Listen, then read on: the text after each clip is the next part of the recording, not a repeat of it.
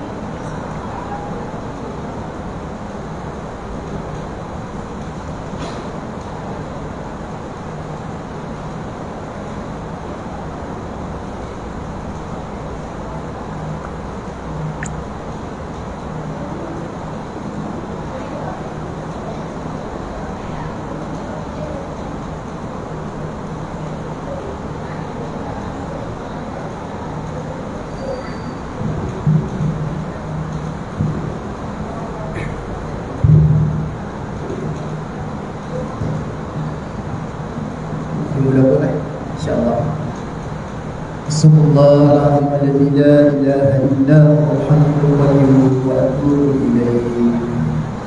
Allahumma shalli ala sayyidina Muhammad. Assalamualaikum warahmatullahi wabarakatuh. Bagi memberkati majlis ilmu kita pada pagi ini, marilah sama-sama membaca ulang kitab Al-Fatihah. A'udzubillahi minasyaitonir rajim. Bismillahirrahmanirrahim. Alhamdulillahi rabbil alamin arrahmanir rahim maliki yaumiddin. Iyyaka na'budu wa iyyaka nasta'in. Ihdinas siratal mustaqim. Siratal ladzina an'amta 'alaihim ghairil maghdubi 'alaihim waladdallin. Alhamdulillahi rabbil alamin wa bihi nasta'in. Wassalatu wassalamu ala rasulillah wa ala alihi wa ashabihi ajma'in.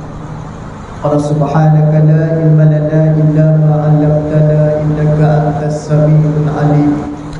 Qala rabbi shrah li sadri wa yassir li amri wahlul 'uqdatam min lisani yafqahu qawli. Allahumma salli ala sayyidina Muhammadin al-Fatihi lima ughliq wal khatimi lima sabaqa nasiril haqqi bil haqqi wal hadi ila siratikal mustaqim. Wa ala alihi haqqa qadrihi wa miqdarihi al-azim. Amma ba'd. Yang dikasihi ibu akak sekalian yang dirahmati oleh Allah Subhanahu wa taala. Alhamdulillah, pada pagi ini kita merafakkan setinggi-tinggi sekali lagi kehadrat Allah. Dengan izin dan inayahnya, Allah Ta'ala masih sayang pada kita, beri rezeki pada kita, beri peluang pada kita. Terutamanya kita dapat hadir di dalam satu program yang kita namakan ia sebagai halaqatu zikrullah, ataupun satu kumpulan yang sedang mengingati Allah Subhanahu wa taala. Pada pagi ini insya-Allah, sebelum Ustaz membicarakan dengan ibu akak sekalian, Ustaz akan bawa petikan hadis daripada 40 hadis peristiwa yang akan berlaku apabila kita berada di saat akhir zaman.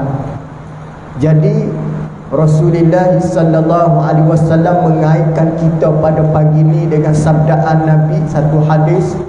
Kata Nabi, iza marartu bi riyadil jannati farta'u. Faqila ma riyadul jannah ya Rasulillah? Qala halaqatu zikrullah. Kata Nabi SAW, apabila kalian melalui taman-taman syurga, maka singgah dan tengoklah, kata Nabi. Apabila kalian melalui taman-taman syurga, kalian tengok dan singgah. Maka apabila para sahabat mendengar, para sahabat bertanya pada Nabi, Mariyatul Jannah ya Rasulillah, apakah dia taman syurga wahai Rasulillah? Qala Nabi, halaqatu zikrullah. Maka Nabi menjawab, taman syurga ialah kumpulan yang sedang mengingati Allah Subhanahu wa taala. Kita sebut juga dia sebagai halaqah majlis ilmu. kumpulan majlis ilmu, kumpulan pengajian, kuliah muslimat, kuliah duha, whatever lah nak panggil apa dia. Yang penting di dalam pengisiannya ialah mengingati Allah Subhanahu wa taala. Di dalam Al-Quran juga ibu akak sekalian, Allah Ta'ala berfirman, ciri-ciri orang-orang yang beriman, orang yang bertakwa, bagaimana respon dia apabila dia mendengar peringatan daripada Allah. Bagaimana Allah Ta'ala berfirman, allazina iza zukirallahu wajilat qulubuhum. Apabila dia mendengar peringatan, mendengar cerita, mendengar apa-apa pesanan, bagaimana dalam perasaan diri dia, gemetar hati dia. Para ulama tafsir menyebut gemetar ni dengan ada beberapa perkara yang menyebabkan hati jadi gemetar. Pertama, kalau mendengar ayat tentang siksanya bagi golongan melakukan kemaksiatan, gemetar juga hati. Allah, takutnya aku suatu hari nanti ni aku duduk seorang-seorang dalam kubur, siapa nak jadi peneman kalau aku tak ada amalan yang soleh. Takut rasa hati dia. Begitu juga orang-orang yang beriman, bertakwa apabila mendengar berita kematian. Allah Ta'ala menyebut di dalam Al-Quran, kullu nafsin za'iqatul maut. Maka setiap benda yang bernafas kita akan merasai kematian. Maka orang beriman dia jawab apa dia? Inna lillahi wa inna ilaihi raji'un. Apa dengan sebab kita cakap macam tu?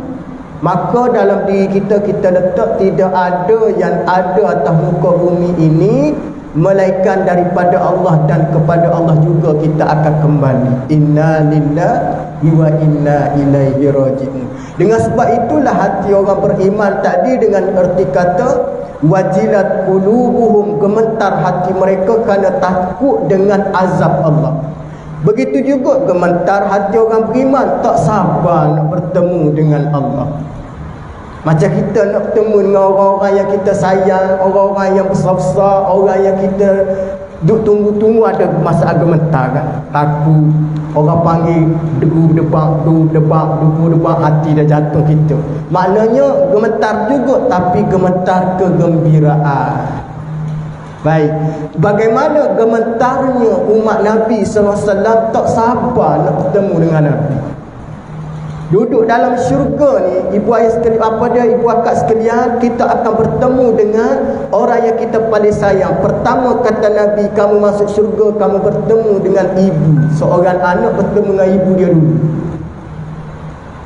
Tu anak ni tak pesan. Kadang-kadang kita terlepas pandai yang duduk depan kita sebenar adalah belian permata yang tidak ada nilai nak dibayar. Tapi anak hari ni, ibu akak sekalian, kadang-kadang dia terlepas pandai. Allah Ta'ala uji dia apa dia? Kalau macam ustaz, Allah Ta'ala uji isteri.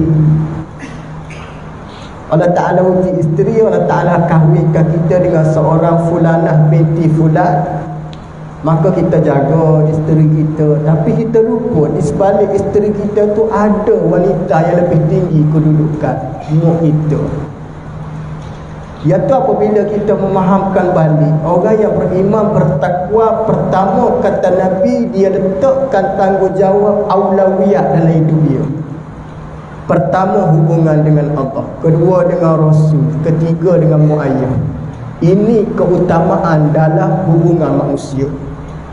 Dengan Allah settle, jaga solat, jaga halal haram. Dengan Rasul jaga perintah Nabi, taat perintah Rasul. Dengan muayyah ni paling payah. Paling payah dengan muayyah. Suami boleh lagi nak menegur isteri, tetapi kadang-kadang suami ataupun anak lelaki nak menghormati, nak menjaga muayyah cukup payah. Betul tak? Ini yang realiti berlaku. Ibu akak sekalian, kalau tengok inilah realiti berlaku, bagaimana seorang anak dengan ibu dan ayah ni pun kadang-kadang, itulah kita nak cakap pun panjang, tapi ala kulli hal asasnya takwa. Tu ustaz selalu pesan di mana-mana tempat, ibu ayah walaupun terasa hati macam mana, jangan keringkan bibir mulut doa untuk anak. Walaupun terasa hati macam mana, doa untuk dia. Sebab tak rugi pun, tak rugi kita, tak rugi bukan setakat di dunia, bahkan di hari akhirat. Pasal bagaimana Nabi menyebut seorang anak dia gemetar nak bertemu dengan ibunya di dalam syurga, tak sabar, maka dia bertemu dengan ibunya dalam keadaan begitu terbaik yang Allah Ta'ala bagi. Ini yang disebutkan gemetar hati orang beriman apabila allazina iza zukirallahu wajilat qulubuhum, hati mereka gemetar. Wa iza tuliyat alaihim ayatuhu zadatuhum imana. Bagaimana Allah Ta'ala menyebut juga orang-orang yang mana mendengar di kalangan ayat-ayat peringatan daripadaku bertambah keimanan. Allah Ta'ala sebut di dalam Al-Quran contoh macam mana. Wasta'inu bis sabri was salat, mintalah pertolongan dengan kepadaku dengan sabar dan solat. Wa innaha lakabiratun illa 'alal khashi'in, demi sesungguhnya dua perkara itu, sabar dan solat itu berat, melainkan orang-orang yang khusyuk sahaja ringan dalam melaksanakan kesabaran dan solat. Betul tak? Kalau ibu akak tengok semayang boleh, tapi nak sabar dengan nak khusyuk ni bukan benda senang. Kalau tak sabar, orang lelaki ni Ustaz selalu cakap, lelaki kalau tak sabar maka tak sampailah dia ke masjid. Pasal nak datang masjid tu macam-macam persiapan dia kena buat. Kena mandi, pakai baju, buat pakaian yang elok. Kalau naik motor start motor, kalau ada traffic light kena berhenti, kena tengok kiri kanan, kena jaga keselamatan. Sabar. Kalau tak sabar tak sampai kita di sini. Naik pula masjid kebetulan parking penuh, full parking, tak ada parking, sabar juga cari parking. Cari tak jumpa, cari lagi. Puas 2 kali pusing tak ada juga parking. Kalau tak sabar start motor balik. Kata tempat molek dah ni, maknanya dah tak ada parking. Katanya isteri, pasal abang balik dah tak ada elok pergi masjid, parking tak ada. Kita pun cakap kat suami, kan Allah Ta'ala sebut di dalam Al-Quran kena sabar. Tak kena pada kamu, kamu cakaplah sabar, cuba kamu pergi tengok. Itulah orang lelaki dah. Mana nak cerita kalau tak sabar, jangan nak khusyuk dalam ibadah. Malaikat Allah Ta'ala sebut, wa innaha lakabirah, sesungguhnya orang yang mana yang tahu dua benda ni besar, dia punya kelebihan dan dia punya cabaran dan dugaan, melainkan orang-orang yang khusyuk. Allah, dah khusyuk ni antara benda yang mana berkait dengan hati lah. Khusyuk bukan fizikal semata-mata tapi hati.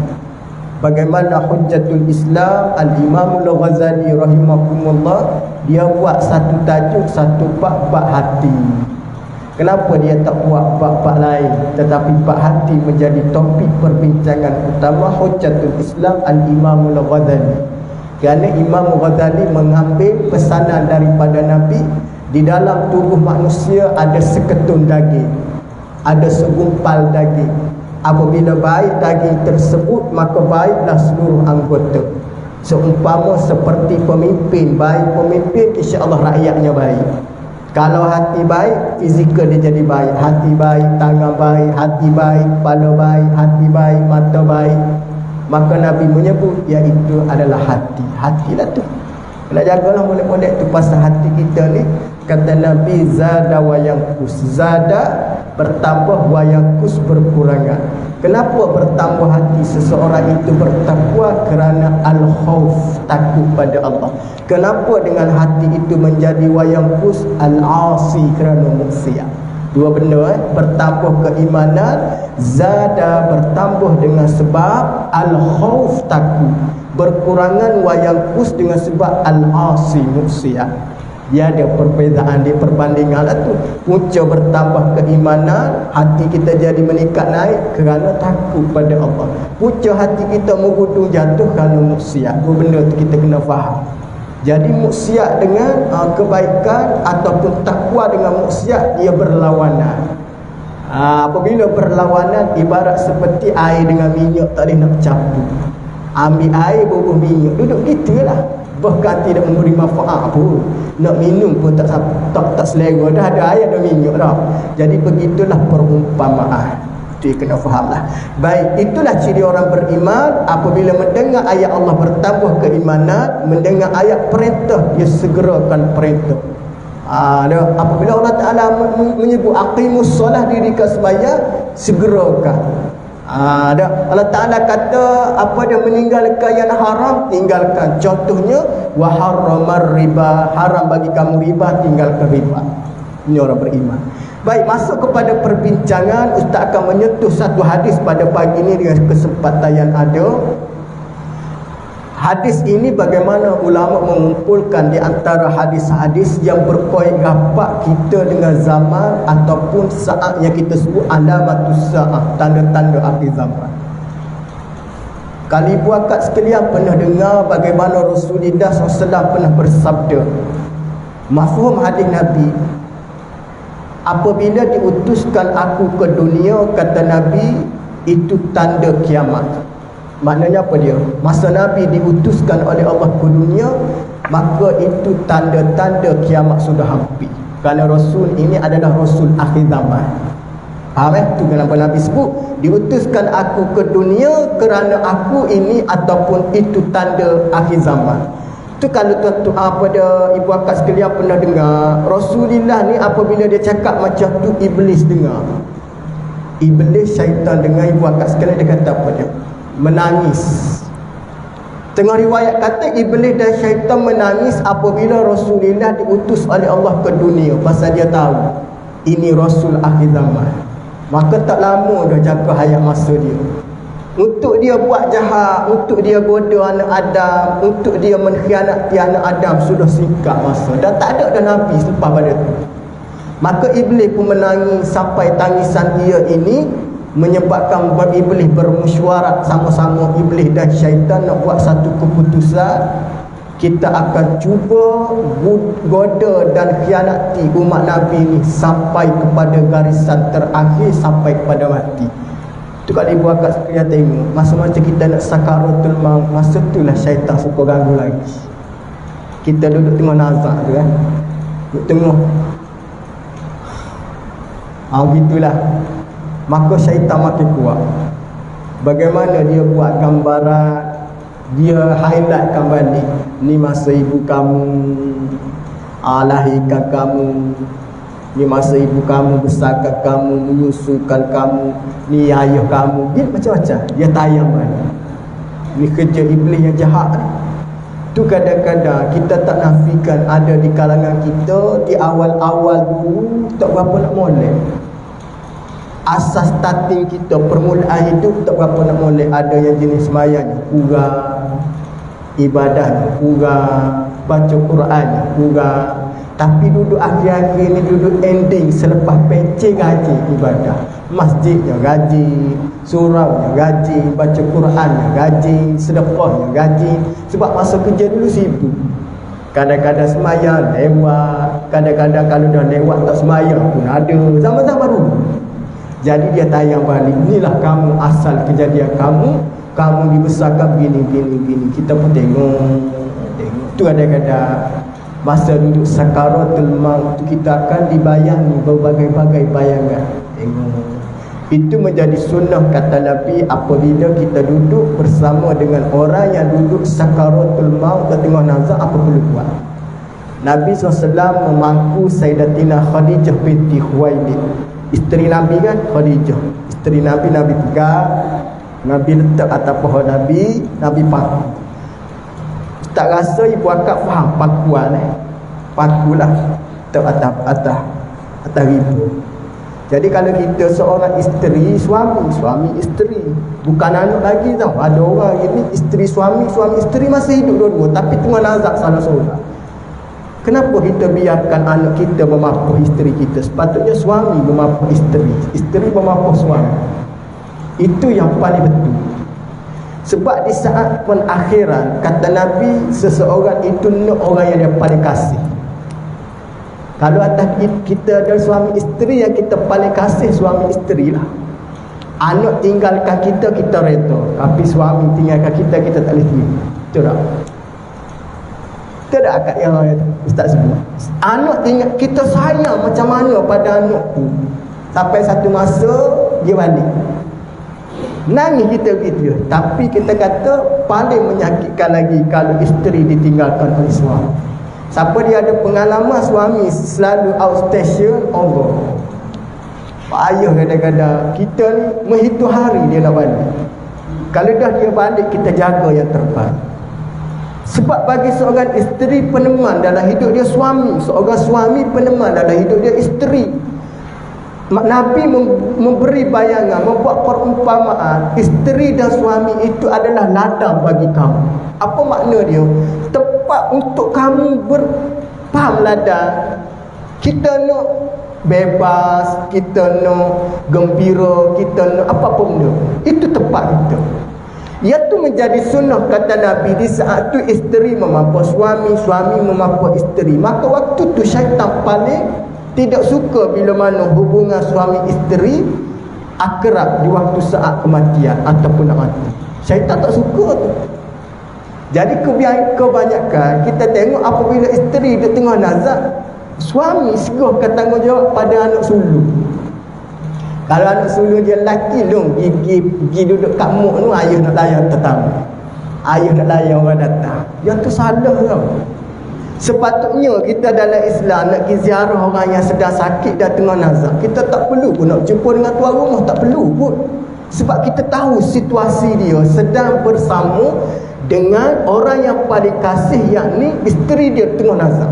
Kita pergi tengok, cukup kita ziarah, kita doakan, kita balik. Tak perlu kita nak kata, "Hei, mari sini Zah." Oh, tak kenal dah aku. Jangan macam tu.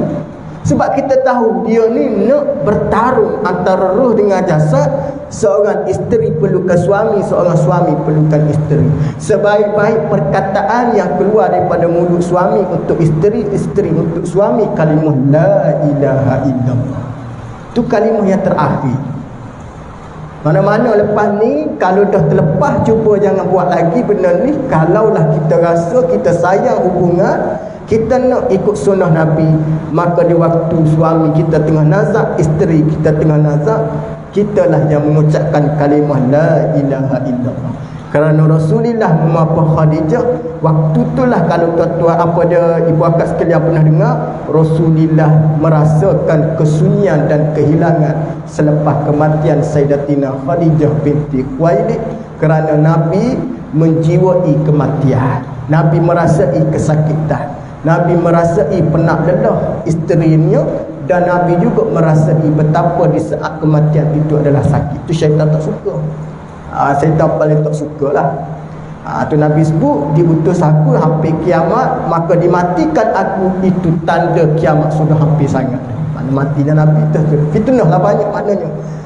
Bagaimana dalam hadis ini Rasulullah SAW ada menyebut daripada Sayyidatina Abu Hurairah radhiyallahu anhu, qala Rasulullah sallallahu alaihi wasallam, ya'ti 'alan nasi zamanul ma yubali ar-rajulu min aina asabal mal min halalin aw haram.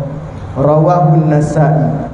Daripada Sayyidina Abu Hurairah radhiyallahu anhu berkata, sabda Nabi sallallahu alaihi wasallam, akan datang suatu zaman seseorang di kalangan manusia tidak memperdulikan dari mana ia dapatkan harta, apakah dia daripada sumber halal ataupun haram. Rawahu Imam Nasa'i. Ini di antara hadis ibu akak sekalian yang mana patut-patut kita faham dan cuba kita hayati dalam kehidupan. Abu Hurairah ni sahabat Nabi yang agak lewat sedikit masuk Islam. Walau bagaimanapun Abu Hurairah ini banyak juga meriwayatkan hadis. Tengok riwayat ada menyebut hampir 4,000 atau 4,000 lebih hadis yang diriwayatkan oleh beliau.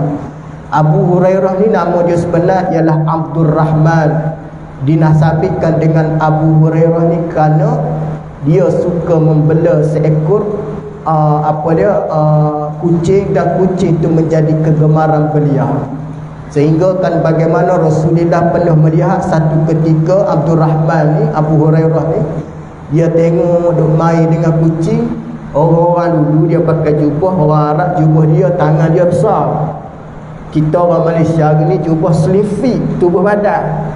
Bukan setakat jubah baju pun slim fit hari ni, semua slim hari ni. Orang-orang dulu, orang Arab jubah dia tangan longgar. sehingga kau boleh masuk satu benda dalam tubuh dia. Macam itulah Abu Hurairah apabila dia sedang main dengan kucing, dia tengok Rasulullah datang, maka dia ambil anak kucing, dia letak dalam pergelangan baju dia. Letak dalam ni lah. Dia letak dalam ni, dia menyangka dia letak dalam tu takut-takut Nabi marah pasal dia main dengan kucing kuat sangat. Dia ni sayang pada kucing, duk bela kucing, duk jaga kucing, duk main kucing. Tengok Nabi datang, masa dia masuk dalam pergelangan tangan. Ketibaan Nabi kepada Abdul Rahman Abu Hurairah ni, Nabi suka tengok. Bahkan Nabi SAW menyebut, wahai Abdul Rahman, kamu tak payah nak segar malu dah pada aku. Sesungguhnya bagi orang Islam binatang ini halal, tak ada masalah pun. Tu kalau kita tengok lepas daripada tu Nabi memberi gelaran kepada Abdul Rahman ini dengan bapa kucing, orang yang suka pelihara kucing dan jaga kucing, main dengan kucing. Sebab Rasulullah ni ibu akak sekalian, dia suka menggunakan panggilan samaran ataupun panggilan yang manja terhadap para sahabat. Kalau kita kata hari ni, gelaran yang dibolehkan di segi agama adalah gelaran yang tidak menyakitkan. Kalau kita tengok dulu orang tua kita dulu, anak perempuan suka main bunga, maka dia panggil mek bunga, gitu. Orang lelaki ni, budak-budak lelaki ni, orang tua dulu dia panggil awel. Kalau orang Kelantan dia panggil awel, makna manja lah tu. Rasulullah pernah memanggil Sayyidina Anas bin Malik, ya Unais. Anas bin Malik tu adalah Rasulullah pernah bersama waktu dia kecil lagi.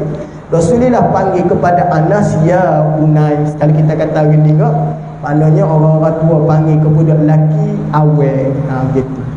Nah, maknanya panggilan manja. Baik, Abu Hurairah radhiyallahu anhu ni juga, dia ni masuk Islam, dan waktu dia masuk Islam, dia tak Islam lagi. Ni hebat Abu Hurairah ni, kehebatan dia rapat dengan Nabi. Yang kedua, dia guna kesempatan dia rapat dengan Nabi, dia apply dan dia mohon dengan Nabi beberapa permohonan. Satu ketika Abu Hurairah dia datang jumpa Nabi, dia kata, ya Rasulullah, aku nak minta suatu permohonan. Kata Nabi, apa yang kamu nak? Nabi SAW tanya Abu Hurairah, apa yang kamu nak? Nabi SAW jawab, apa yang Abu Hurairah jawab, aku nak satu je. Ya Rasulullah, doakan ibu aku supaya masuk Islam. Itu je Abu Hurairah. Kebetulan ibu akak sekalian, Nabi Abu Hurairah minta Nabi doa. Duduk tak berapa lama, Islamlah ibu kepada Abu Hurairah. Dalam kitab Al-Adabul Mufrad ada sebut, adab semata bagaimana Abu Hurairah dia melayani kerana umur dia, sehingga dia mendoakan kebaikan untuk umur dia. Di antara sahabat Nabi yang mana memelihara dan menjaga penghormatan ataupun hubungan dengan ibu dia adalah Abu Hurairah. Bagaimana yang disebut oleh Nabi sallallahu alaihi wasallam, akan datang satu zaman seseorang tidak mempedulikan dari mana ia dapatkan harta. Apa makna dia? Satu zaman, satu masa kamu akan tengok orang tak kisah rezeki dia tu ataupun dapat duit dengan cara macam mana. Dia tak kisah. Kalau kita kata bahasa kita hari ni nak suruh mudah faham, ibu akak sekalian, yang penting dapat duit. Jangan tanya. Ni biasa orang lelaki ni kadang-kadang isteri tanya, bang, duit ni abang ambil kat mana ni? Sebelum ni abang tak pernah pun bagi lebih pada saya. Dia biasa bagi RM50 ke RM100 satu hari. Tiba-tiba hari tu suami bagi RM200. Kita pun tanyalah, hati kita ni tak sedap kadang-kadang ibu akak sekalian, ada perasaan yang kita rasa bukan tak percaya, tapi nak keyakinan, nak kepastian. Abang ambil duit kat mana ni, banyak sangat ni, biasa bagi RM100 je, RM200 ni banyak. Tiba-tiba lelaki kita kata, kau jangan tanya yang tu. Apa perasaan kita? Sudah pasti kita menimbulkan something, menimbulkan keraguan. Lain macam ni, tak bagi kita tanya duit ambil kat mana. Itulah maksud Nabi sallallahu alaihi wasallam, akan datang satu zaman orang tak peduli, yang penting dia dapat duit je. Sama ada dia datang daripada min halalin aw harami, sama ada daripada sumber halal ataupun haram, tak kisah, yang penting dia dapat. Apa maksud dia? Yang penting keinginan aku nak halal haram ketepikan. Ini berlaku. Peranan kita, ibu akak sekalian, sebagai seorang isteri dan sebagai seorang pembantu dalam rumah ni, pertama yang diajar oleh Nabi, isteri bukan sekadar menerima, akan tetapi isteri kena ambil tahu. Isteri kena ambil tahu juga apa yang suami dia buat. Ini kadang-kadang keegoan lelaki, dia tak nak isteri ambil tahu kerja dia. Ni bahaya tau. Fitnah boleh berlaku dalam kekeluargaan. Tu kadang-kadang bukan ustaz nak memuji ibu akak sekalian, tapi realitinya ada sebilangan kecil orang lelaki dia tak nak isteri dia ambil tahu pasal kerja dia. Ini pun satu wabak yang berbahaya juga tu. Berisiko lelaki tersebut dia akan meletakkan dia ni kuasa segala-galanya. Memang betul Allah Ta'ala endorse dalam Al-Quran, sebut dalam Al-Quran, Ar-rijalu qawwamuna 'alan nisa. Orang lelaki ini menjadi ketua kepada kaum wanita. Walaupun dia jadi ketua kepada muslimat, walaupun dia ketua, dia kena ambil ataupun dia kena tahu orang di bawah jagaan dia mesti ada hak. Seumpama hak menanya apa keraguan yang berlaku. Isteri ada hak nak tanya suami, "Bang, minta maaf bang, saya nak tanya boleh tak? Semalam abang pergi mana semalam?" Sebab kadang-kadang WhatsApp ni pun bahaya tau. Kadang-kadang WhatsApp ni main peranan juga dalam kehidupan kekeluargaan. Cuba baca cerita betul-betul. Kebetulan isteri dia ni pula cikgu pecik. Cikgu pecik ni dia ada grup, dalam grup cikgu-cikgu. Kebetulan dia dapat satu page gambar husband dia bagi pada dia, kawan tu bagi pada dia. Macam lelaki kau semalam ni duduk melepok kedai ni. Aku tengok bukan lelaki, ada perempuan lain bersama dengan dia. Nak kepastian seorang isteri ni orang yang berpendidikan serta berhikmah dalam teguran. Dia tidak menuduh semulur. Dia tanya dulu, "Bas malam apa bagi kau orang?" Tu suami apabila dikenakan pertanyaan yang agak serius, kena jawab tu. Jangan tipu. Tidak kantoi saja. Tanya, "Pergi ke mana semalam?" "Semalam saya lepas sembahyang isyak mesyuarat dengan muslimat masjid nak buat program, jom ke masjid. Kebetulan lepas mesyuarat Tuan Nazir aliyata kuasa belanja makan roti canai. Duduklah kedai sembang ramai-ramai bincang dengan AJK. Habis tu lepas mesyuarat apa yang abang buat? Ya, orang perempuan ni lebih pada peguam tau, lebih pada lawyer dia tanya.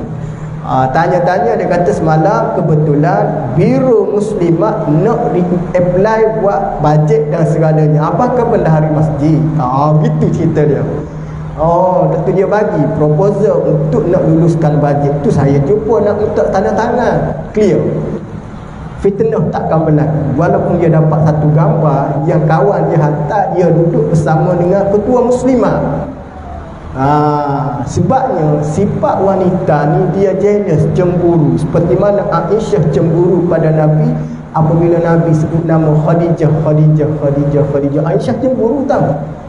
Mana mungkin tak cemburu sikit-sikit Khadijah. Apa yang ada pada Khadijah? Lepas tu baru Nabi explain kepada Aisyah. Kamu tahu, Khadijah lah wanita pertama yang masuk Islam. Bukan sekadar wanita, baik lelaki dan perempuan, dia lah mula-mula masuk Islam. Bukan sekadar dia masuk Islam, seluruh aset yang ada pada Khadijah tadi dia mengorbankan untuk agama, medan perjuangan dakwah. Dan bukan sekadar dia mengorbankan semua, Khadijah pernah mengungkapkan sebelum kematian dia kepada Rasulullah, "Ya Rasulullah, ya Habibullah, sekiranya duit yang aku tinggal, tak ada harta yang aku tinggal tidak mencukupi, kamu pergilah ke pusara, ke kubur aku, kamu korek. Jika mana tulang belulang jadi nilai, kamu jual dan kamu gunalah duit itu untuk menunaikan atau memperjuangkan dakwah." Apa nak cerita? Khadijah sanggup mengorbankan harta. Khadijah ni ibu akak sekalian di negara Mekah, di negeri Mekah, dia di antara top 5 orang yang kaya. Dia bukan perempuan biasa, bangsawan. Tu sebelum dia berkahwin dengan Nabi, ramai musyriki Mekah nak berkahwin dengan dia. Sebab dia dah lah comel, berduit pula. Aset negeri Mekah milik Khadijah Rabani. Boleh kata kalau pergi kebun ni nama Khadijah. Pergi kebun ni Khadijah punya. Pergi tamar ni tamar Khadijah punya. Semua kebun-kebun tamar tu bukan kebun tamar murah-murah. Kurma-kurma yang ajwa, kurma-kurma yang mahal. Bukan kurma Yusuf Tayyib tu dah, semua yang mahal. Mana nak ceritanya taman-taman yang dipenuhi dengan buah-buahan yang begitu, nilainya tinggi. Semua Rasulullah apa dia Khadijah infak untuk agama. Mana mungkin namanya tidak bermain di bibir mulut Nabi. Lepas daripada tu baru Aisyah down dia punya cemburu kerana dia tak boleh challenge Sayyidatina Khadijah binti Khuwailid. Tengok hebat. Maknanya kekayaan yang dimiliki oleh Khadijah semua bagi. Weh payah. Nabi kita ada 10 orang isteri. Ada isteri Nabi yang paling tua bernama Ummu Habibah. Ummu Habibah tu tua sangat. Nama dia sebenar adalah Ramlah binti Sufyan. Kita biasa dengar Ummu Habibah tu nama panggilan tu, tapi nama asal dia adalah Ramlah, anak kepada Abu Sufyan. Ummu Habibah ni dia pernah berkahwin dengan lelaki lain sebelum ni. Sebab dia ada anak ni, dia janda tu. Tapi apabila Ummu Habibah Ramlah ni pernah bercerita kepada isteri-isteri lain, kepenatan aku ni akan hilang bila mana ketibaan ataupun giliran Nabi ke rumah aku. Segala urusan kerja rumah jadi hilang apabila giliran Nabi datang ke rumah. Kita berbeza ini kan. Suami balik tu kita penat. Suami pergi kerja relax, boleh main wasak lagi. Kadang-kadang oh suami nak balik apa penat lah. Masak dak lagi, lepas kena buat kopi panas pula tu. Ramlah cerita apabila giliran Nabi ke rumah aku, segala urusan aku jaga anak-anak ni selesai. Bahkan aku rasa macam seumpama Aisyah juga muda balik. Nak kata siapa dia? Dia sayang kepada Nabi. Mana mungkin tak sayang. Kita duduk tengah jaga anak, stres balik suami menghiburkan kita, hilang stres kan, hilang penat. Tu kalau boleh biar kita cerita kat suami bang, balik rumah bang, muka-muka kat pejabat tu, muka-muka kerja tu simpan tepi jalan, simpan luar pagar, dalam pagar pejabat, jangan balik kat rumah. Sungguh kita nak duduk dalam rumah tangga tu biar jadi orang panggil apa dia, gembira. Tu Nabi sebutkan baiti jannati, rumahku syurgaku. Dalam syurga mana ada mewek gitu, tak ada. Dalam syurga semuanya baik-baik, semuanya senyum, semuanya tak ada masa muka. Ni ahli syurga. Ni dalam kadang-kadang duduk dalam rumah, suami cara suami, isteri cara isteri, masing-masing bercakap duk pegang handphone. Suami pegang handphone, isteri pegang handphone, tapi mulut bercakap. Ini di antara orang panggil apa dia, penyakit berbahaya juga tu. Tu kalau boleh ibu akak sekalian, kalau kita boleh dakwahi suami kita. Ustaz selalu pesan kepada mana-mana muslimat kuliah, kalau kita bercakap dengan suami, bang, ni tak handphone sekejap boleh tak? Saya nak cakap dengan awak ni. Gitu. InsyaAllah suami kita boleh terima. Tapi dengan cara hikmah lah, cakap elok-elok. Saya nak cakap dengan handphone, kau nak cakap dengan awak ni. Gitu. Supaya kita ni, orang lelaki ni sebenarnya, dia kena buang keegoan, kena buang dia punya sifat-sifat dia yang, sebab di rumah sama je, tak ada yang kelebihan pada siapa. Yang penting tasamuh, toleransi. Bagaimana seorang isteri ni dia kena ambil tahu mengenai apa yang suami dia dapat, kena tahu. Bukan tahu kita nak buat keputusan, tidak. Hanya sekadar kita nak dapat maklumat. Maka kita tanya suami kita, insya-Allah duit ni abang dapat bonus. Kebetulan tadi mesin rupuk di rumah seorang jemaah. Jemaah ni kebetulan baru buat keluar duit BSS, EPF, KWSP. Dia pas mesin rupuk biasa dia bagi 100, tapi hari ni dia bagi extra sedekah 100 lagi. Ya tu abang boleh bagi pada awak 200. Pasal ada orang sedekah kat saya bagi balik pada awak. Tu kisah dia sebenar, supaya isteri tahu. Jadi ustaz selalu pesan suami, kalau nak berkat rezeki, ambil sebahagian duit yang kita dapat, pulangkan balik ataupun beri pada isteri, insya-Allah berkat rezeki. Jarang orang lelaki nak buat. Terutamanya kalau kita kerja pagi makan pagi, kerja petang makan petang, kerja malam tak dapat-dapat pun ada. Jadi duit tu kata contoh dapat RM100, bagi RM30 pada isteri, RM70 untuk kita, insya-Allah berkat.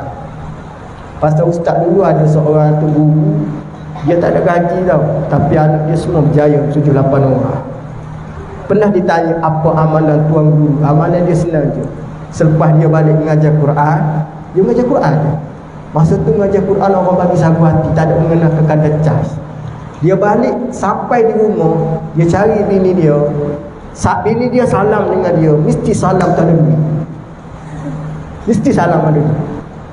Lepas orang tua dulu tak banyak, tak apa, yang penting dapat RM5, RM10, berkat rezeki dia. Itu pesan pada suami kita, kalau kita rezeki kurang, tak cukup, kalau boleh hari-hari ataupun bulan-bulan, first gaji bagi mak ayah, yang kedua bagi isteri.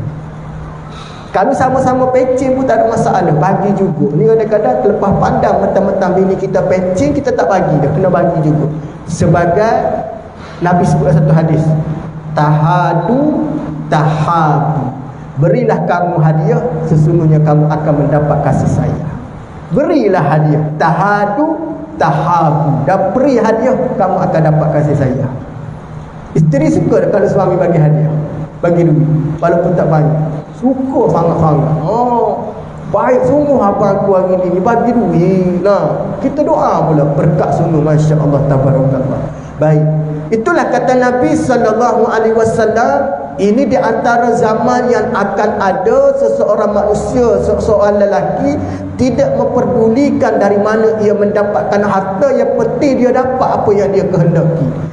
Sama ada halal dan haram dia tidak peduli. Itu sebagai seorang isteri, Ustaz pesan kepada ibu akak sekalian, pertama nak mengelakkan daripada suami kita terkena perkara-perkara yang haram, apa yang perlu kita buat?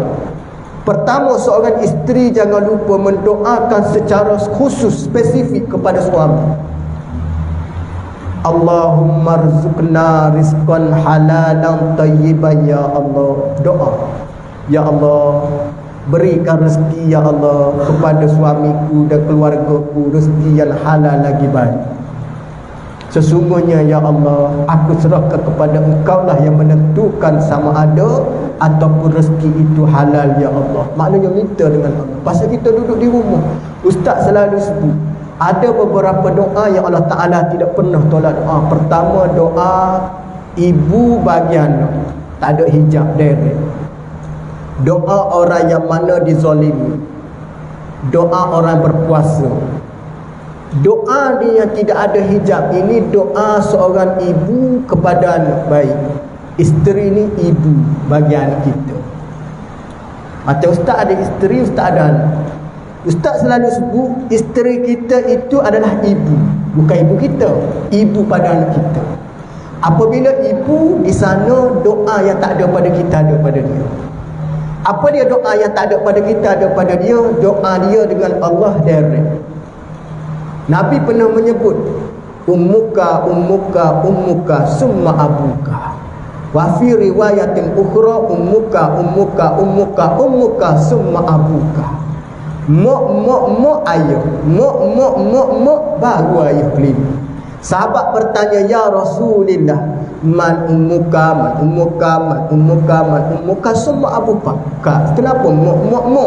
Kata Nabi, mo kamulah yang mengandung kamu, mak kamulah yang melahirkan kamu, mak kamulah yang membesarkan kamu, mak kamu juga yang mendoakan kamu. Mana ada duduk orang lelaki nombor 4 tu, orang lelaki dia jangan sakit hati sangat kalau anak lebih kamu. Sikit-sikit mak, kalau ayah mak sihat tu, nak cakap dengan mak, mesti anak cakap dengan ayah sekejap je. Ayah sihat ke hari ni, okey ke okey. Nak cakap dengan mak, kalau ayah cakap 2 minit, dengan mak mesti 20 minit. Jangan kecil hati, sebab itulah kemuliaan ibu.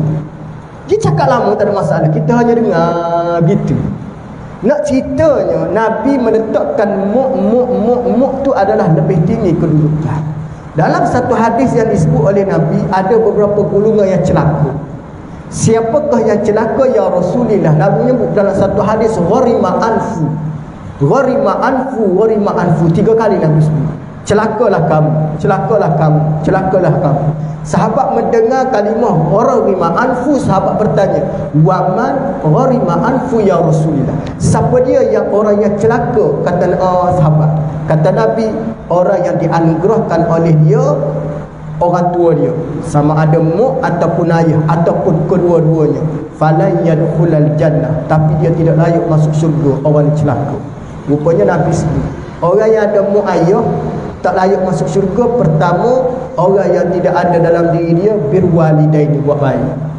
Yang ni celaka anak macam tu.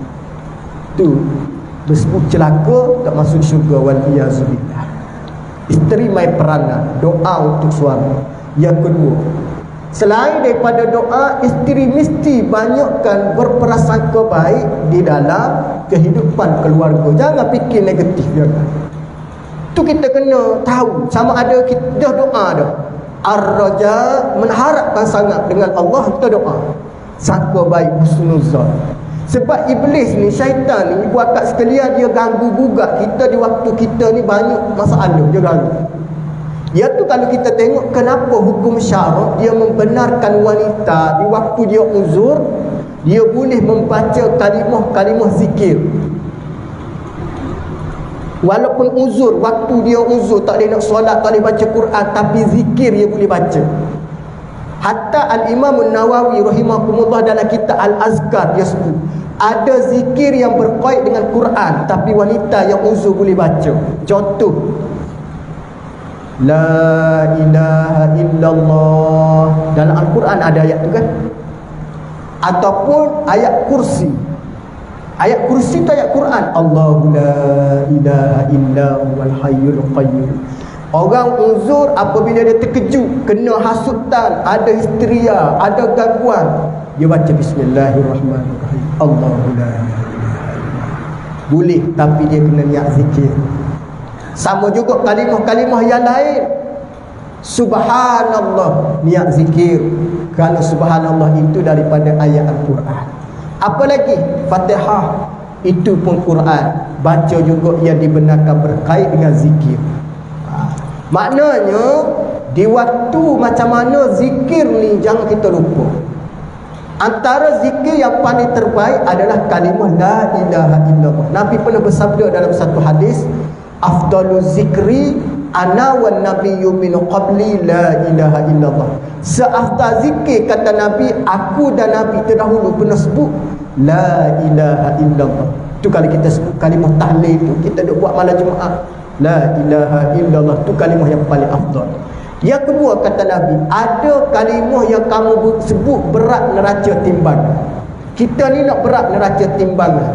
Kita nak neraca timbangan amalan suatu hari nanti berat menguasai timbangan yang lain. Apa kata Nabi? Man qala la subhanallah. Siapa dia suka sebut kalimah subhanallah, subhanallah, subhanallah, subhanallah, subhanallah, kalimah tasbih. Apa kata Nabi? Tamlaul mizan, berat neraca timbangan. Kalimah ni pernah menjadi satu sejarah dan satu bukti ketika mana Nabi Allah Sulaiman alaihissalam. Ibu akak sekalian pernah dengar Nabi Sulaiman kan? Nabi Sulaiman ni Nabi yang Allah Ta'ala bagi pangkat luar biasa, kekayaan luar biasa. Dia ni Nabi Sulaiman, dia kategori raja. Nabi Sulaiman ni kategori status Nabi yang yang kedudukan dia adalah seorang raja. Bayangkan Nabi Sulaiman, ibu akak sekalian, dia berjalan dengan angin. Kenderaan Sulaiman alaihissalam adalah angin. Dia bukan macam kereta kita.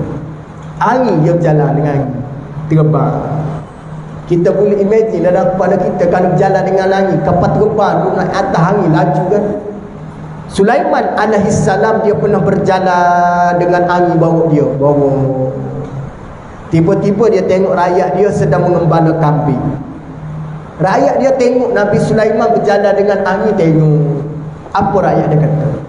Subhanallah, besarnya kerajaan Nabi Allah Sulaiman alaihissalam, sehingga kan berjalan guna angin, berhebat tu kerajaan. Nabi Sulaiman Allah Ta'ala beri mukjizat, apa yang rakyat dia cakap dia dengar. Hebat Nabi. Tu kalau kita tengok para Nabi, para Rasul, ada mukjizat tersendiri Allah Ta'ala bagi. Tengok contoh Nabi Isa alaihissalam, waktu kecil dia dah boleh bercakap. Nabi Isa. Nabi Sulaiman dia boleh dengar apa yang rakyat dia cakap. Bukan sekadar dia boleh dengar, dan dia boleh turun mengarahkan angin. Tu kalau tengok Sulaiman alaihissalam, jin, iblis cukup-cukup tidak berani nak order dia kerana dia tahu. Sulaiman alaihissalam dia mengarahkan angin, wahai angin, kau turunkan kepada si mengembala kambing, kau turun pada dia. Sampainya Nabi Sulaiman kepada pengembala kambing terkejut. Sulaiman bertanya, wahai si fulan, apa yang kamu ungkapkan seketika kamu melihat aku diterbangkan oleh angin dalam perjalanan? Kata si pengembala kambing, tidak ada ungkapan yang aku keluar melainkan kalimah subhanallah. Itu je aku cakap. Yang lain-lain aku tak cakap. Tak ada lah aku maki ke, aku hamu ke, tak ada. Kalimah yang baik aku cakap. Apa kata Nabi Allah Sulaiman? Wahai si fulan, wahai si pengembala kambing, untuk pengetahuan kamu, kalimah subhanallah yang kamu ungkapkan tadi lebih besar berbanding kerajaan aku. Kerana kerajaan aku miliki hari ini, esok lusa akan hancur. Ini bukti kalimah ini memberatkan neraca timbangan. Itu yang kita kata kalimah yang mudah, ringan di segi sebutan, berat di segi neraca timbangan. Subhanallahil azim, subhanallahil bihamdih. Kita amal kalimah itu. Itu berkait dengan kalimah yang berat pada neraca timbangan. Nah, kalimah yang paling afdal adalah zikir la ilaha illallah. Baik, di segi keampunan, macam mana kalimah yang paling sesuai kita gunakan untuk mohon keampunan? Pasal kita tahu ni kita terlibat dengan halal dan haram, haram dan halal. Kadang-kadang statusnya agak dalam keadaan, kita panggil apa dia hari ni, dalam keadaan syubhah. Syubhah ni kita tak boleh nak tinggal, kerana kita tak tahu asal usul bagaimana. Yang kita tahu halal sahaja. Itu tiga benda yang kita kena faham dalam hidup kita. Bukan sekadar mencari yang halal, tapi mencari yang thayyibah baik. Bukan sekadar mencari yang thayyibah baik, mencari yang berkah. Halalan thayyibah mubarakah. Kalau boleh dalam doa kita jangan lupa baca doa Allahumma rzuqna rizqan halala thayyiban mubarakah. Allahumma rzuqna rizqan halala. Ya Allah, ya Tuhan kami, berikanlah kami rezeki yang halal, thayyibah baik dan berkat. Halal dah, halal sama ada di segi zahir, halal stiker halal yang dicop oleh jaki, halal. Thayyibah, barang yang ada dalam potok, dalam botol, dalam ni. Kalau air ni bukan sekadar halal di luar, air ni sendiri kita kena tahu halal. Tapi air ni something, nak kata mineral, mineral juga. Nak kata air, apa benda air tak? Halal buat ni, tapi dalam dah nampak dah dalam ni dah thayyibah baik. Fikir pula mubarakah, berkat. Berkat ni macam mana? Air ni ada halal, air ni ada apa dah baik. Pasal dia air molek, mineral dah tak buka lagi.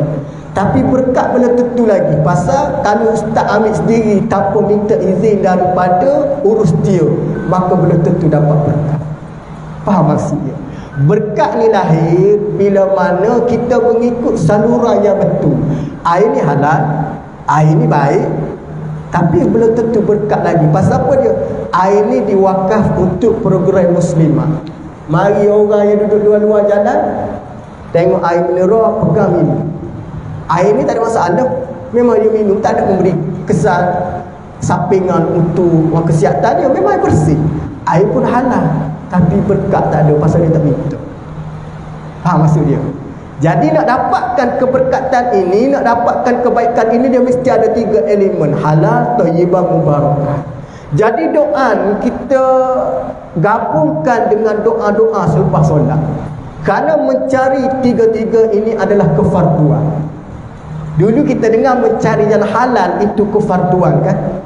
Hari ini jangan kita kata mencari yang halal sahaja kefarduan. Kita rangkaikan semua, gabungkan semua. Mencari yang halal, thayyiban dan mubarakah itu adalah kefarduan. Pasal ustaz tengok hari ini ramai orang ada faham. Ibu akak sekalian, yang penting halal. Dia tak cakap yang penting baik dan berkat. Cuba cakap hari ini ubah sikit, tambah sikit. Yang penting halal, baik, berkat. Panjang sangat pula. Bukan panjang pula, tapi note yang baik tadi. Sama juga dalam masalah benda sunat. Ramai orang kata buat yang sunat dapat pahala, tinggal tak dapat apa-apa. Hari ni jangan pegang fahaman tu, agak rugi. Buat yang sunat dapat pahala, yang tinggal rugi. Kenapa ustaz kata rugi? Baik, puasa Isnin Khamis, buat dapat pahala, tinggal rugi. Sedangkan kita boleh puasa Isnin, bukan tak boleh puasa sebab duduk saja-saja. Kenapa tak nak puasa? Cuba puasa Isnin Khamis, puasa sunnah Nabi. Sama juga puasa sunnah. Puasa 6 selepas Syawal itu buat dapat pahala seumpama puasa setahun. Jika tinggal rugi, pasal tahun depan boleh tentu lagi jumpa dengan puasa 6. Jadi mulai daripada hari ini, ubahkan cara kita bercakap dan kita faham. Buat yang mencari yang halal, berkat dan baik itu adalah kefarduan. Manakala tinggalkan yang sunat itu adalah kerugian. Sama juga orang lelaki, Ustaz selalu sihat kepada ayah-ayah sekalian, para jemaah muslimin, datang ke masjid besar ganjaran pahala. Siapa-siapa tak datang, rugi dia pasal duduk tidur di rumah, duduk rehat tak dapat apa. Jadi nak suruh dia kata, orang kita ni, ibu akak sekalian, bunyi rugi semua orang tak nak. Berniaga tak nak rugi, hidup tak nak rugi. Kalau boleh jangan rugi, dia kata. Jadi macam mana kita tak nak rugi? Kejarlah perkara yang diajar oleh Nabi, sama ada dalam bentuk kewajipan, sama ada dalam bentuk perkara yang sunat ataupun sunnah Rasulullah sallallahu alaihi wasallam. Ini pesanan Nabi sallallahu alaihi wasallam dalam masalah yang kita bincang, ialah Nabi memberitahu pada kita akan ada satu zaman orang tak peduli dapatkan harta.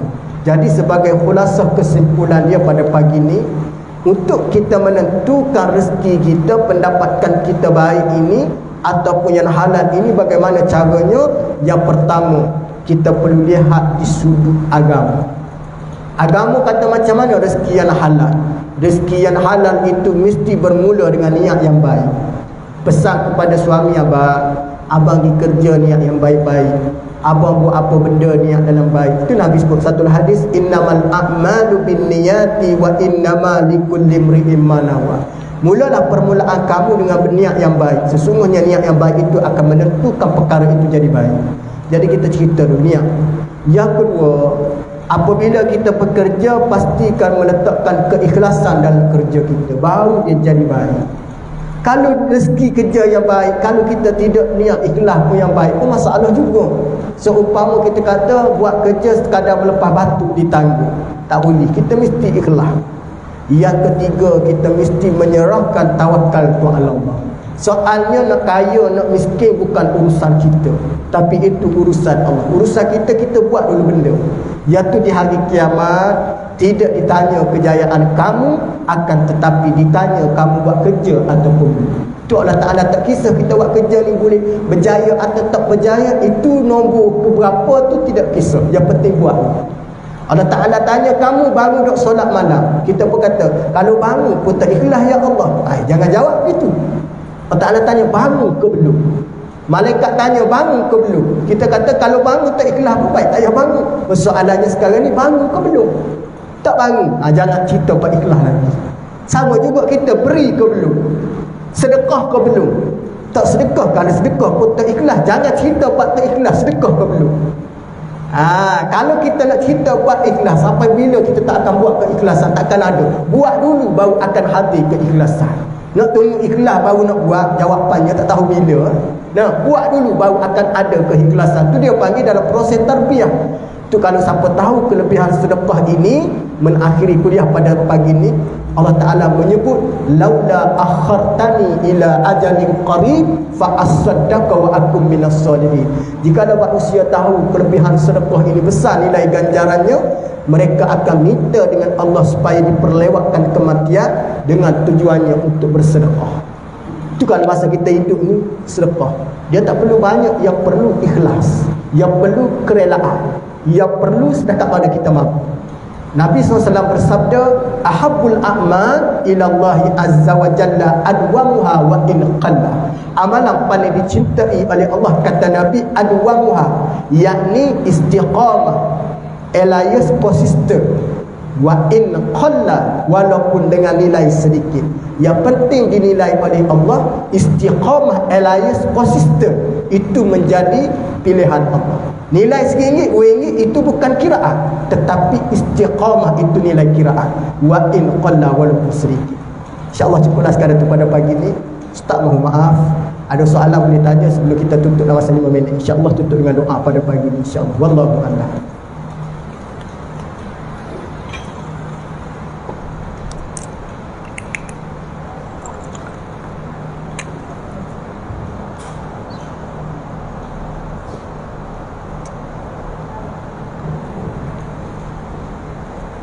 Sini berapa kali sehari, apa kena seminggu, berapa kali kuliah?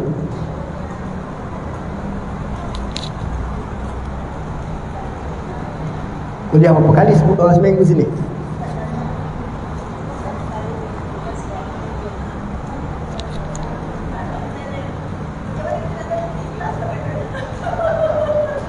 Okey, soalan dia macam mana kita nak tahu kita ikhlas tak ikhlas? Gini, salah satu dia, keikhlasan itu lahir daripada hati yang mana buat kerana Allah. Kita bukan buat kerana manusia. Macam mana? Baik, yang tahu hanya Allah. Yang menilai keikhlasan itu Allah sahaja. Di segi zahir kita kata lillahi ta'ala. Okey, contoh, ibu akak sekalian bagi duit kepada seorang si fulan, ibu akak mesti kata, okey, saya ini ya ikhlas kerana Allah. Mulut kita kata. Dalam hati kita kena letak, yang aku buat ini tidak ada malaikat untuk mendapat keredaan-Mu ya Allah. Cuma ada ini. Sama ada mari timbul lepas pada tu, cerita mari ganggu. Rugi kamu bagi 100. Jadi kalau bagi RM50 pun kita. Nah, dia mula ganggu. Yang tu tidak dikira. Dia kira mula-mula tadi. Yang mula-mula tadi. Yang tu yang penting mula-mula. Yang mari dua balik rumah tu suami tanya lah, abang duit tak dapat lagi lah. Mari terfikir dah. Tu lah bang, tadi pun dah saya sedekah kat masjid RM100. Kalau tahu apa tak dapat gaji lagi saya bagi RM50. Ayat tu ulama kata bagi kategori orang awam, marhai ramai ni, yang tu tidak jadi kategori lain. Yang tu gangguan. Apa kata gangguan tadi yang banyak? Maka Ibnu Abbas, Al-Imam Hasan Basri menyebut, apabila keikhlasan kamu mula diganggu, dah mula diganggu dah keikhlasan kita ni. Syaitan ganggu, suami ganggu, orang ganggu. Apa Imam Hasan Basri kata? Kamu ucaplah kalimah a'udzubillahi minasyaitonir rajim. Aku berlindung daripada syaitan yang direjam. Cukup. Yang penting mula-mula tadi bagi orang awam lah. Tapi kalau kategori Hujatul Islam, Imam Ghazali kata dah peringkat tertinggi, dia tak akan layan. Dia tak akan timbul rugi bagi 100 tadi daripada RM50. Dia tak akan timbul persoalan aku bagi sikit pun okey tadi. Yang penting ikhlas. Tak ada timbul dah yang tu. Yang timbul biasanya kategori iman yang kategori keadaan biasa-biasa tu ganggu. Tu biasa dah tu. Itu biasa je. Dalam kita buat kebajikan, gangguan tu biasa. Khawatir dia panggil. Walau bagaimanapun kita diberi pahala apabila kita dapat menepis segala khawatir. Contohnya gangguan datang, kita menepiskan. Tak adalah benda ni mengaruh je ni, ngaruh. Dengan sebab tu kita dapat pahala. Tapi kalau kita duduk layan, ibarat 1 kali layan, 2 kali layan, 3 kali layan, dia akan mengikis sedikit demi sedikit keikhlasan kita. Sampai satu masa dia kikik, ibarat seperti taruh bukit, taruh lama-lama butuh bukit tu. Keikhlasan pun sama juga, dia mengakis sikit dengan sebab kita selalu duduk sebut. Hari ni sebut, esok sebut, esok sebut. Nah, katakanlah bagi RM10, satu sebut RM1 dia tolak. 10 kali sebut tak ada habis lah. Jadi kalau sebut sekali kurang sedikit, tapi ada lagi. Tapi macam mana tak nak dia jadi habis, jangan sentiasa sebut tu, dia begitu je. Jadi ucaplah kata Imam Hasan Basri, a'udzubillahi minasyaitonir rajim. Clear, insya-Allah selamat. Lihat. Wallahu a'lam. Ada lagi?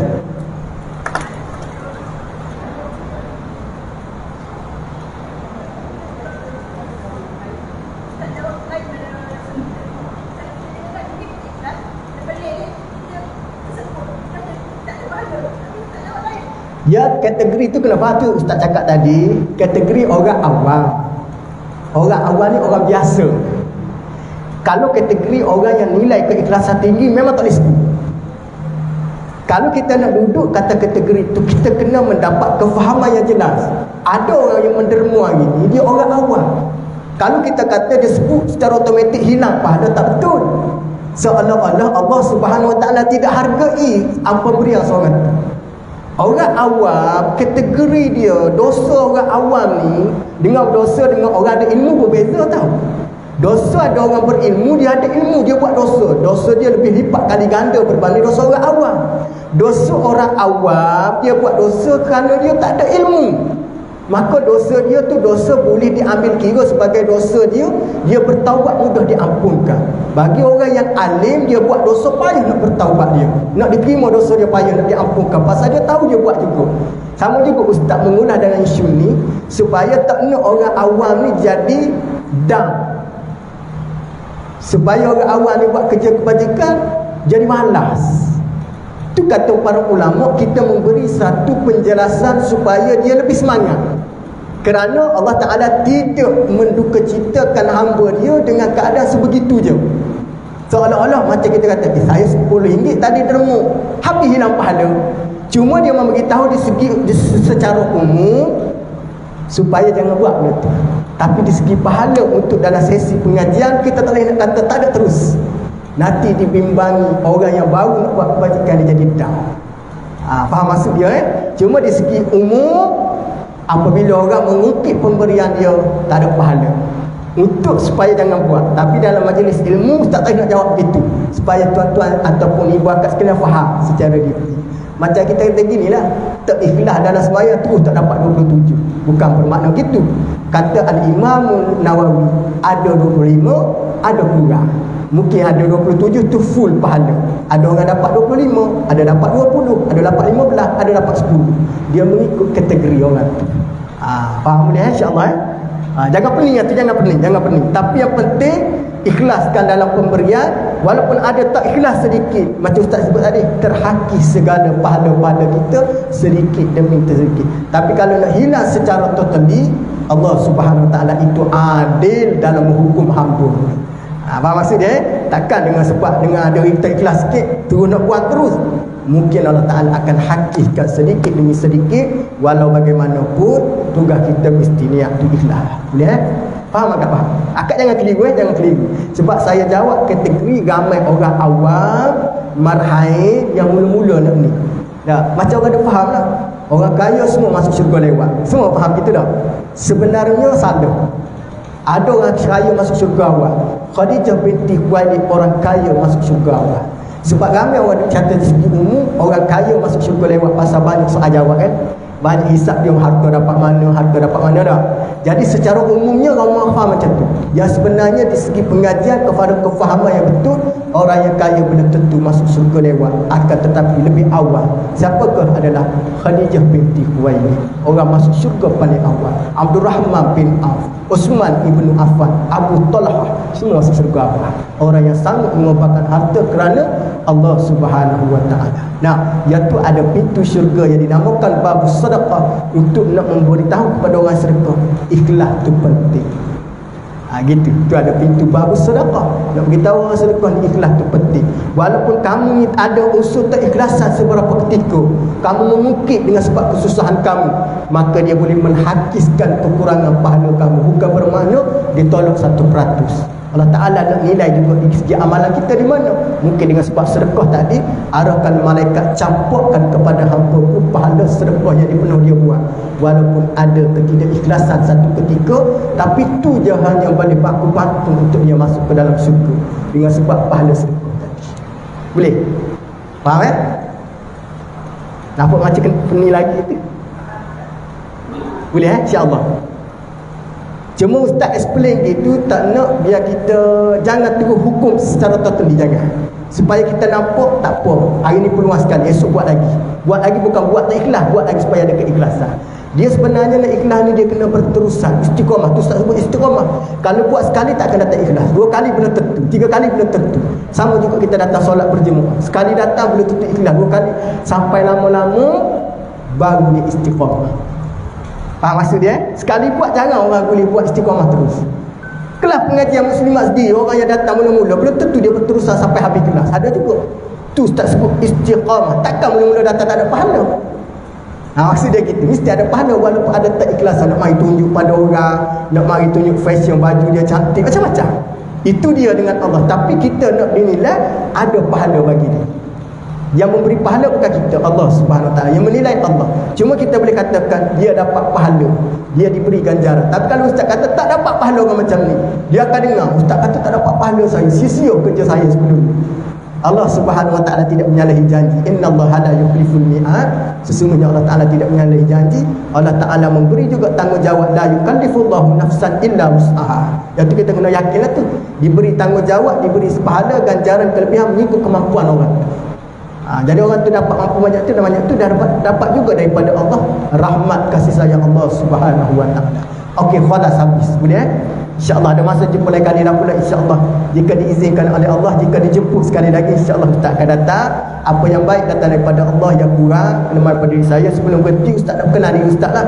Ustaz nama Muhammad Syobah bin Abdullah, asal daripada Kelantan, menetap di Denai Alam. Pernah datang dari Denai Alam, Bukit Subang. Kalau siapa dia pernah pergi ke Elmina, kalau pergi Elmina tu kan tempat orang ada berlaku, ada gelung-gelung warna-warni tu. Itu kawasan rumah saya dah tu. Kalau nak pergi Gatri Highway Bukit Lutung, Ustaz tinggal kawasan tu. Bekerja, Ustaz ada sekolah sendiri. Selain daripada Ustaz berceramah, sekarang ni anak 3 orang, isteri seorang. Itulah, kalau jumpa hello lah. Saya buka sekolah rendah Islam swasta, bukan tahfiz. Saya buka sekolah rendah Islam swasta untuk belajar subjek agama lah. Okey, insyaAllah cukup sekadar tu. Terima kasih kepada ibu akak sekalian sudi mendengar perkongsian ilmu pada pagi ini. Ustaz harap sangat-sangat supaya beramal. Jadilah kita seorang isteri yang solehah, jadi anak yang soleh. Mudah-mudahan kita diberi keselamatan, kesejahteraan oleh Allah Subhanahu wa taala insya-Allah. A'udzubillahi minasyaitonirrajim. Bismillahirrahmanirrahim. Allahumma faqihhu fid din wa 'allimhu at-ta'wil. Allahumma ihdinas siratal mustaqim minan nabiyyin was-siddiqin wasyuhada'i was-salihin wa hasuna ulaika rafiqa ya arhamar rahimin. Allahumma ya muqallibal qulubi tsabbit qulubana 'ala dinik wa 'ala ta'atik. Rabbana atina fid dunya hasanah wa fil akhirati hasanah wa qina azabannar. Walhamdulillahi rabbil alamin. Assalamualaikum warahmatullahi wabarakatuh.